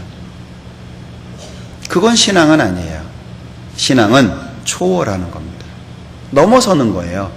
비록 내가 어렵죠? 그러나 괜찮습니다. 왜? 결과가 있으니까. 그러니까 견고하며 흔들리지 말며 항상 주의 일에 더욱 힘쓰는 자들이 되라. 지금보다 더, 내가 지금 주님을 섬기고 있는 것보다 더 주님을 섬기라고 권하고 있어요. 지금보다 더. 헌금하는 것도 마찬가지고 봉사하는 것도 마찬가지고, 왜 봉사하면서 힘들고 어려움을 느낍니까? 그것이 축복의 통로인데, 예. 내가 희생하는, 내가 있는 이 자리 얼마나 아름답습니까?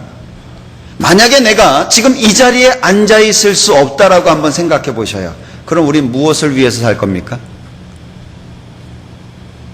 그거 한번 생각해 보면은요, 우린 정말 비참한 사람이 될 거예요. 나에게 교회가 있다는 것이 얼마나 감사한 일입니까? 이 교회가 있다는 것 자체가 우리에게 얼마나 감사해요. 구원받은 사람이 있다는 게 얼마나 감사해요. 제가 미주 지역에 전도여행을 갔을 때 목사님이 신방을 가자고 그러더라고요. 갑시다. 갔어요. 3시간을 갔는데도 계속 가고 있어요. 한국에서는 이해가 안 되는 거죠. 그래서 아니 뭔 신방을 이렇게 멀리 갑니까? 다 왔대요.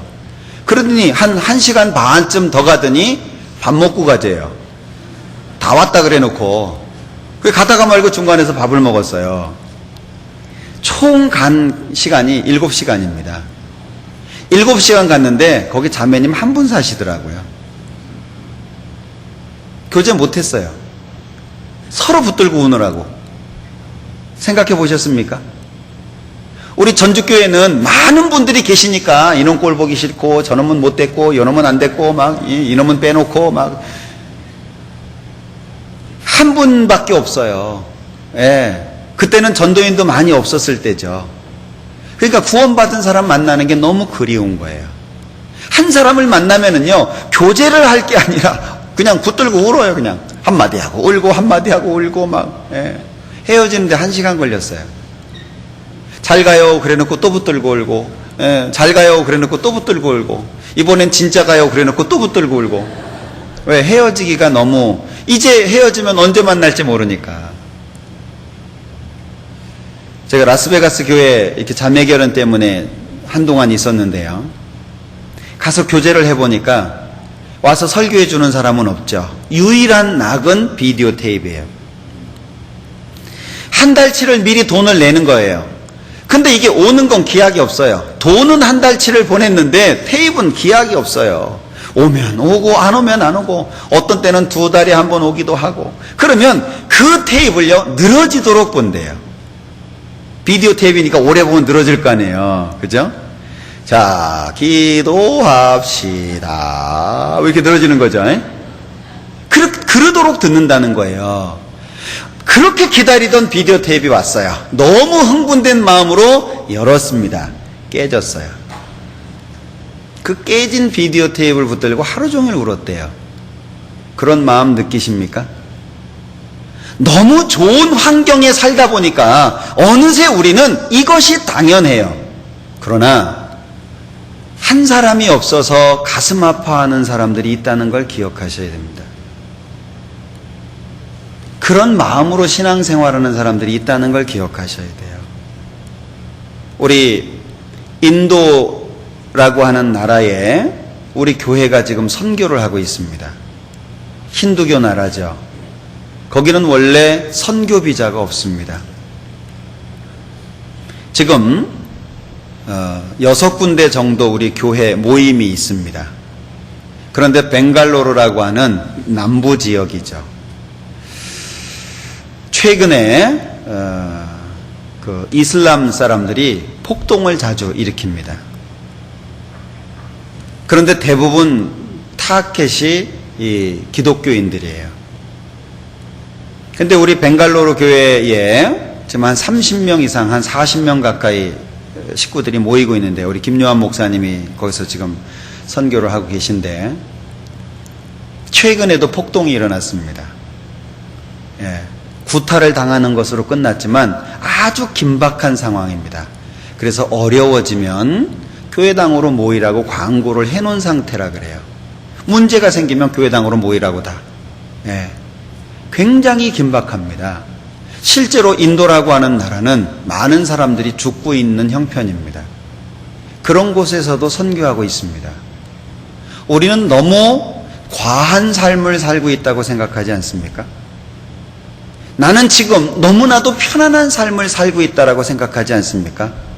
그리스도 예수의 좋은 군사인데 총은 어디 있는지도 모르고 총 쏘는 법은 기억도 안 나고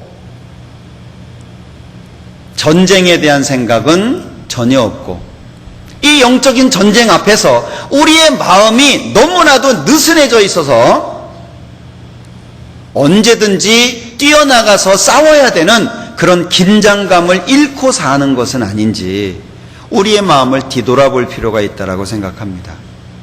죽음의 위협 가운데에서도 지금 선교하는 분들이 계셔요. 정말 죽음을 코앞에, 사망과 나는 한 걸음 사이라는 말처럼 정말 언제든지 죽을 수 있는 그런 상황 속에서 주님 아니면 견딜 수 없는, 누가 알아주기를 합니까? 아는 사람이 있기를 합니까? 그런데 선교를 하는 거예요.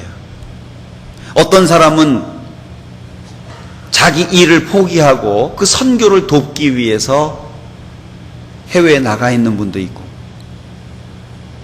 정말 너무나도 소중한 일 아닙니까? 그렇다면 우리는 비록 그런 위급한 상황 속에서의 신앙생활은 아니다라고 할지라도 내 마음의 긴장을 더하고 정말 하나님을 언제든지 만날 수 있다는 생각 앞에 부활의 소망을 견고하게 해서 내가 가지고 있는 모든 것이 주님의 영광을 위해서 쓰여질 수 있도록 우리의 마음을 갈고 닦아야 되지 않겠냐라고 하는 거예요. 어느새 화장실에서 냄새나면 불평하고, 어느새 화장실이 깨끗하지 않으면 화장실 아니라고 생각하는, 너무나도 편해진 삶을 우리가 살고 있지 않습니까? 몇십 년 만인데 우리는 게을러져서는 안 됩니다. 여기 말씀하고 있는 것처럼 우리는 견고하고 흔들리지 말아야 됩니다. 그리고 항상 주의 일에 더욱 힘쓰는 자들이 돼야 될 거예요. 우리의 마음을 바꿔야 되는 시기라고 생각을 해요. 주님이 우리가 행하는 모든 것에 대해서 갚아주실 겁니다. 저는 아까도 말씀을 드렸지만 야곱의 씨름을 자주 드리고 싶어요. 오늘 찬송가 431장 하셨죠? 슈몰크라고 하는 목사님이 지은 시입니다. 밤늦게 신방을 갔다 왔어요. 신방을 갔다 왔는데 집에 불이 났습니다. 집안에 있던 자녀 둘이 불에 타서 죽었어요. 여러분들 그런 상황 속에서 어떻게 하실 겁니까?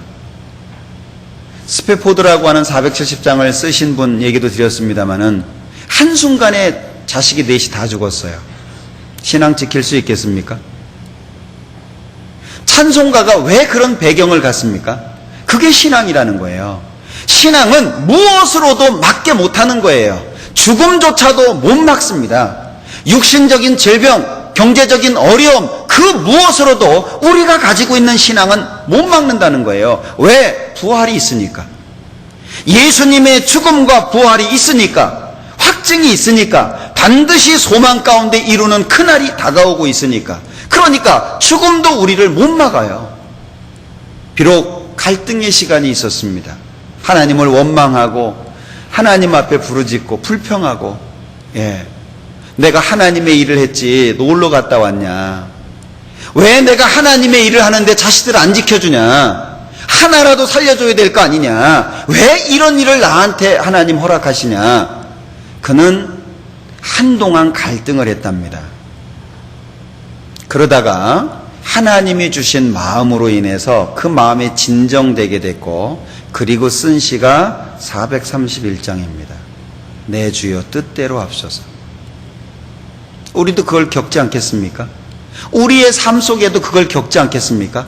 그런 과정을 겪은 사람과 겪지 않은 사람의 마음이 어찌 같겠습니까? 그러니까 똑같은 모습으로 신앙생활을 하는 것 같아도 많은 어려움과 역경 속에서 하나님이 주시는 마음, 하나님이 주시는 답을 얻으면 우린 다른 삶을 살 수 있어요. 환경 안 바뀌어져도 괜찮아요. 죽을 병이 걸렸습니다. 그 병 안 나도 괜찮아요. 왜 병이 나면 하나님이 도와주셨다고 생각하고 그 병이 안 나면 하나님 앞에 징계라고 생각합니까?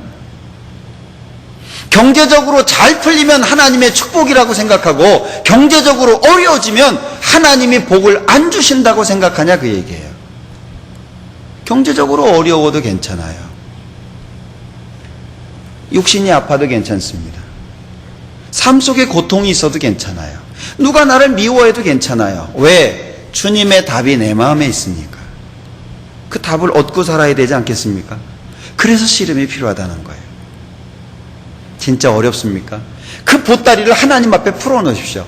하나님, 나는 지금 이렇게 어렵습니다. 왜 이 문제가 나한테 왔는지 나는 이해할 수가 없습니다. 그러나 나는 주님 안에 살고 싶습니다. 주님, 답을 주십시오. 나에게 답을 주십시오. 그 주님의 마음을 주십시오. 그렇게 미운 원수를 사랑하는 사람 보듯 할 수 있는 주님의 마음. 나를 넘어지게 하고 나를 슬프게 하고 나를 힘들게 하는 그 모든 문제를 이겨내게 할 수 있고 그 모든 환난과 역경 속에서도 기뻐할 수 있는 주님의 마음, 그걸 주십시오. 우리가 그걸 얻는다면 우리가 뭘 못하겠습니까? 어떤 삶 속에 불평이 있겠습니까? 우리는 이론적인 삶이 아닌 실제적인 삶을 살아야 될 거예요. 남에게 보이기 위한 삶이 아닌 주님을 영광스럽게 하는 삶을 살아야 될 거예요. 왜? 주님은 십자가에서 초라하게 죽으셨어요. 주님은 십자가에서 초라하게 죽으셨습니다. 그리고 옷 하나 걸치지 못하고 정말 부끄러운 모습 가운데 돌아가셨어요. 수치스럽게 죽으셨습니다. 그리고 그는 부활하셨습니다. 무덤이 그를 붙잡아둘 수가 없었습니다. 부활하신 그 예수님을 만난 사람들은 죽기 살기로 주님을 위해서 살 수 있었어요. 왜? 부활하신 주님을 봤으니까. 부활하신 그 주님을 봤으니까 죽음이 두렵지 않은 거예요. 부활하신 그 주님을 만났으니까 땅끝까지 이르러 내 증인이 될 수 있었습니다. 부활하신 주님을 만났기 때문에 그들은 무섭고 두려울 수가 없었습니다. 채찍질을 당했습니다. 많은 매를 맞을 수 있었습니다. 그러나 그것이 오히려 기쁨과 즐거움이 될 수 있었습니다. 왜? 부활하신 주님을 만났습니까? 부활하신 주님을 만나셨습니까? 마음속에 부활하신 주님이 살아계십니까? 죽고 사흘 만에 부활하신, 손과 옆구리를 보여주시면서 너희에게 평강이 있을지어다 말씀하셨던 그 주님을 만나셨습니까? 마음속에 살아계시나요? 그렇다면 우리는 무엇도 두렵지 않을 거예요.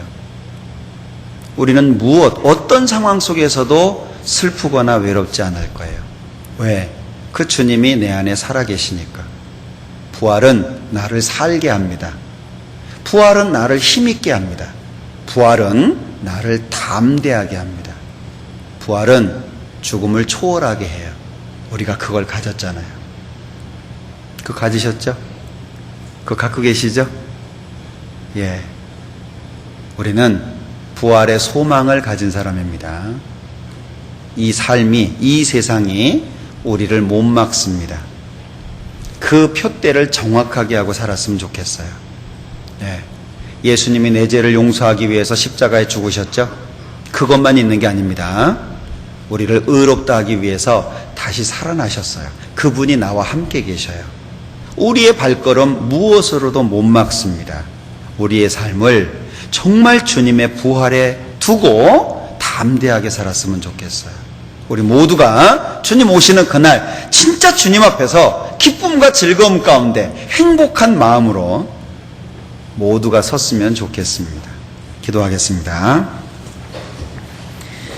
우리를 사랑하시는 자비로우신 주님, 참으로 감사합니다. 우리에게 귀한 말씀 주시고 또 배울 수 있도록, 또 교훈 받을 수 있도록, 우리의 마음을 늘 말씀에 고정할 수 있도록 도와주신 것 참으로 감사합니다.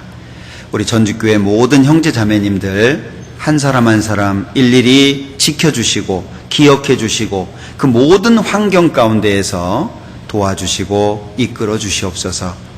더 많은 사람들이 구원받게 하시고 주님의 크신 사랑과 위로를 더 많은 사람이 경험할 수 있도록 도와주옵소서. 그리해서 우리 전주교회를 통해서 하나님이 더욱더 영광을 받으시고 찬송을 받으시기를 간절히 소망합니다. 주님 도와주시옵소서. 언제나 우리를 사랑하시는 예수님의 이름으로 기도합니다. 아멘. 네, 같이 찬송하시겠습니다. 찬송가 470장입니다.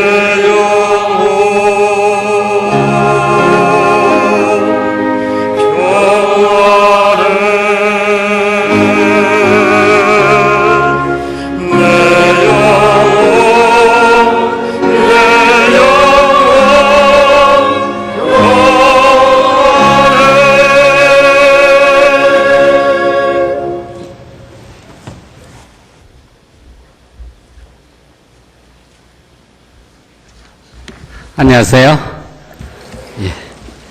광고 말씀 잠시 드립니다. 지난 한 주간 3박 4일간 전국 성도들이 함께 참여하고 함께 봉사하며 함께 교제하고 한마음으로 전도한 3박 4일을 저희가 그 천국잔치에 참여할 수 있음을 하나님께 감사드리고 또 저희 그 4차 학예수양회 때는 전체적으로 예상보다 많은 1232명이 참여를 했습니다. 저희 전주교에서는 1679명이 참여함으로써 작년도 1458명보다 200여 명이 훨씬 많은 인원이 참여하셔서 형제 자매님들께서 많은 수고를 담당하셨습니다. 새로운 참석자는 150여 명이고 저희 전주교회 침례 인원은 70명, 그리고 전국적으로는 4차 학예 수양회는 약 1200여 명이 침례받는 그 귀한 감동과 은혜와 기쁨이 있었습니다. 많이 여러 가지 그 식사부터 또 숙소가 부족하고 또 그 주차 공간 부족할 뿐만 아니라 불빛 더위 속에서 또는 소나기 속에서 함께 참여해 주신 형제 자매님들께 정말 감사의 말씀을 드립니다. 또한 비전센터를 유치해서 이번에는 유초등부도 1400여 명이 함께 참여해서 귀한 천국잔치에 참여했을 뿐만 아니라 마지막 날에는 유초등부 어린이 150여 명이 함께 침례받는 귀한 순간도 있었습니다. 식사부서에서 그리고 찬양대에서 등록부서에서 숙소 배치 또 보건부 또 여러 가지 그 일을 담당하시느라고 많은 수고를 하고 땀을 함께 흘리시면서 저희가 주님의 귀한 일꾼됨을 다시 한번 확인할 수 있는 귀한 기회가 됐습니다. 또한 이번에는 그 일본 동경교회를 이시해서 6개교회 160여 명이 함께 참여를 했습니다.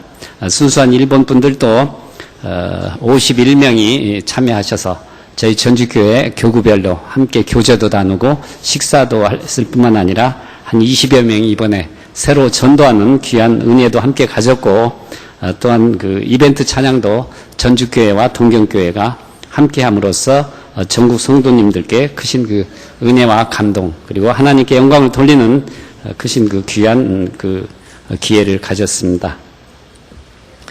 이제 다음 주에는 그 수양관 시설물 철거봉사가 청년 형제님들 20여 명이 참여를 해서 마지막 철거 작업까지 수고를 해 주시겠습니다. 그리고 또한 이번에 미처 전도하지 못한 분들 그리고 말씀 새로 들으신 분들을 위해서 중집회가 8월 27일 월요일부터 금요일까지 이무열 목사님 인도로 1층 소강당에서 있겠습니다. 많이 참여해 주시기 바라겠습니다. 교회 학교에서 신입교사를 모집을 하고 있습니다. 오늘 광고사항 이상 마치겠습니다. 감사합니다.